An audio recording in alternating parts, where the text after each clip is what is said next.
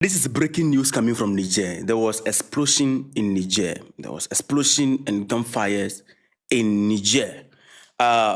This breaking news, there are a lot of hidden things in this breaking news that I'm going to give you right now. A lot of details that if you connect the dot, you know where exactly this whole thing is coming from.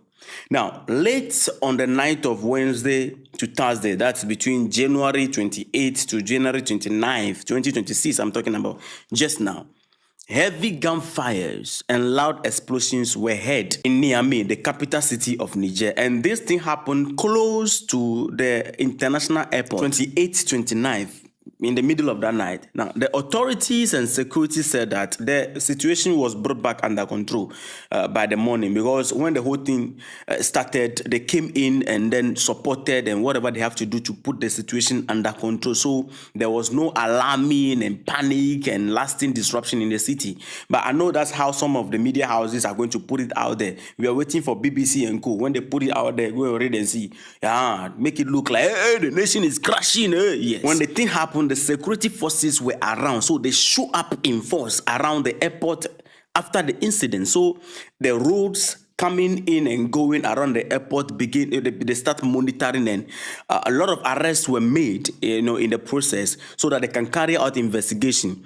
And after investigation, the authority will come out and then give us response for what exactly happened. For now, they have not issued any statement regarding the situation as the time I'm doing this video. And currently, no group also, as at the time I'm doing this video, no group came out to say that we have claimed responsibility for this attack or this explosion. Because most of the time when things like this happen, a group will come out and say that, oh, we are responsible for it, and then it will be published. But for now, nobody came out and said anything. Now, the area in question is very particular. The area in question is very particular because there is a house there, a stockpile of uranium intended for export. Uranium were piled there, loaded, ready for exportation or ready for export.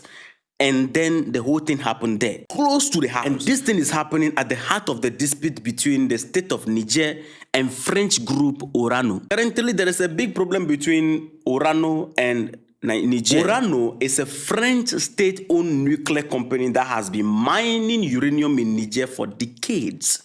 After the Niger military takeover in 2023, their relations collapsed. And in this regard, Orano matter in this conversation because of the location of the stockpile uranium ready for export, and then the explosion happened and everything raised questions. Niger is one of the world's top uranium producers, and uranium from Niger power French nuclear plants. Orano operated mines, major mines in Niger, for years. And because of this, France was getting cheap uranium. We are connecting the dot. Niger stay poor because of this.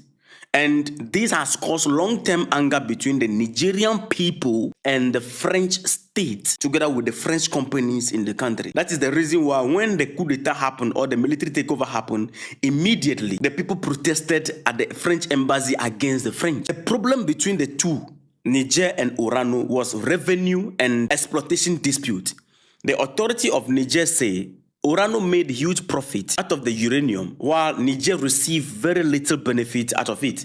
The contracts between the two were unfair, and it reflects the colonial, power structure. The Niger government want better terms or full control. It's either you agree on our term, a new mining code is in town, you must agree to that, or we are taking full control. So they went ahead, and then Niger suspended Orano's mining permit. Orano's operations were halted. Uranium exports were disrupted. So this was a direct challenge to the French economic interest. On top of that, Niger cut ties with France, expelled the French troops out, and then some of the French companies were targeted because they have become dominant when it comes to the resources of Niger. Uranium mining in Niger is at the heart of power struggle between Niamey and the Orano group. Niger is now looking for new partners, Iran, Russia, and in fact, they have even announced intention in July 2025 to begin mining Nigerian uranium based on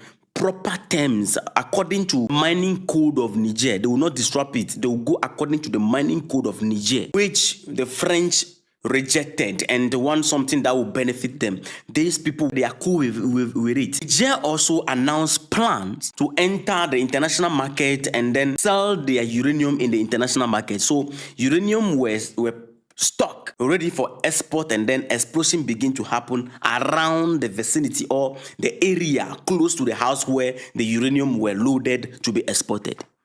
Make this make sense. Are you connecting what I'm connecting right here? For now, we are not insinuating anything. We are only connecting the dots, waiting for the authority to come out and then release a statement, because they did not come out immediately. Reason being that they need to do investigation, proper investigation. So when they come out, they can communicate effectively what exactly happened, because some people have been arrested and these people have to go into isolation, and then questions need to be asked to investigate where the whole thing happened, how the whole thing happened. They need to get to the root of the matter before they will come out and make any public statement. So we are actually waiting for them to come and do that. But we are connecting the dot because of the location of the incident. And this thing is happening at the heart of the dispute between Orano, the French group, and the Niger authority. I don't understand why it has to always be like this.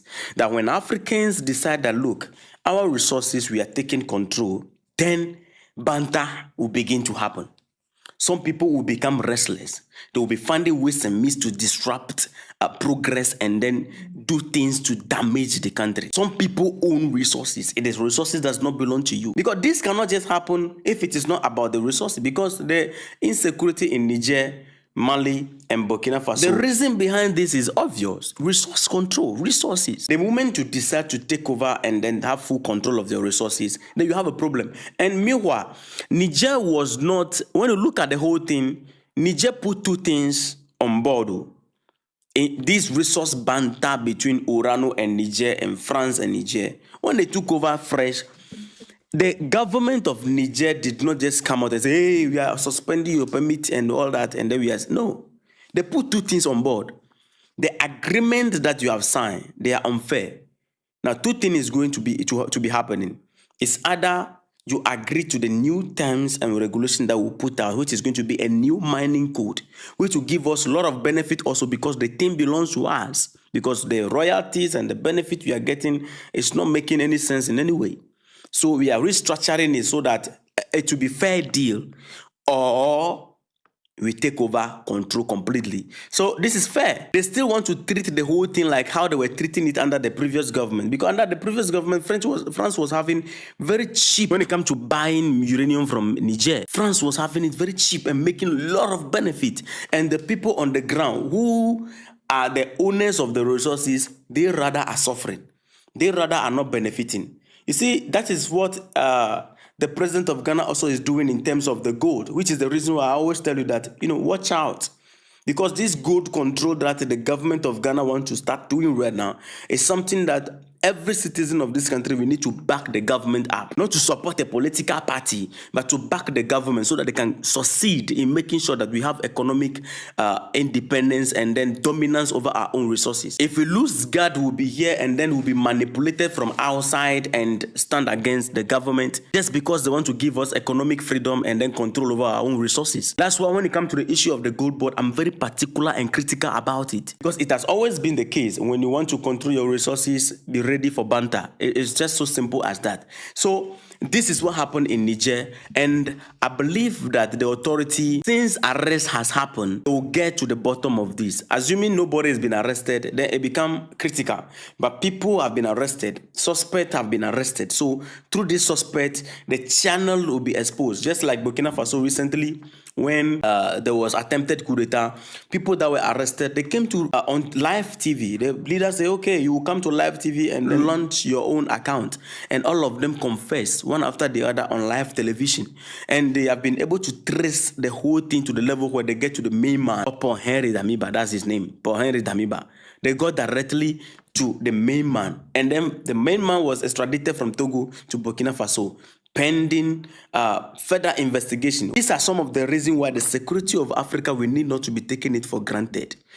Every Africa country needs to be security conscious and then be powerful when it comes to military presence. So I'm going to follow the entire topic, and then after the government come out and give their response and whatever the government will put out, we will publish it here. So stay tuned. See you in the next episode. Drop your thought in the comment section, by the way, and don't forget to like the video, subscribe, respect.